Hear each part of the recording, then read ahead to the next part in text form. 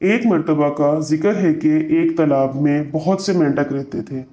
ان میں سے ایک مینڈک بہت بھدا اور بدصورت تھا۔ اس کے ساتھی اس کا مذاق اڑاتے تھے۔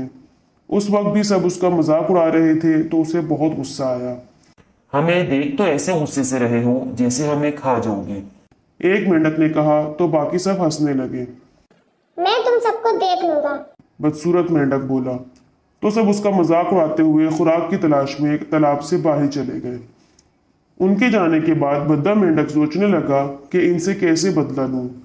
پھر وہ بھی تالاب سے باہر آ گیا۔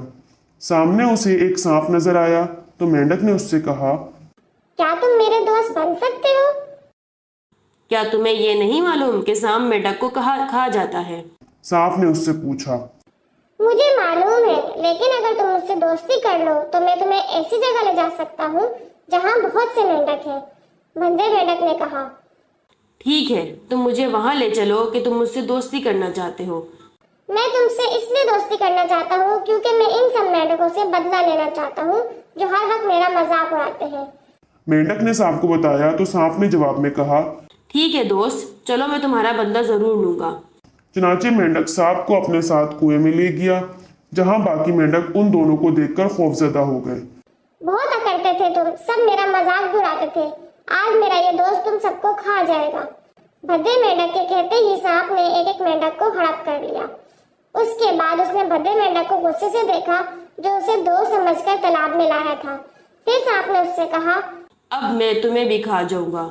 مگر ہم تو دوست ہیں۔ بھدے مینڈک نے ڈرتے ڈرتے کہا، سانپ کسی کا دوست نہیں ہوتا، بے وقوف، اب میں تجھے بھی نہیں چھوڑوں گا۔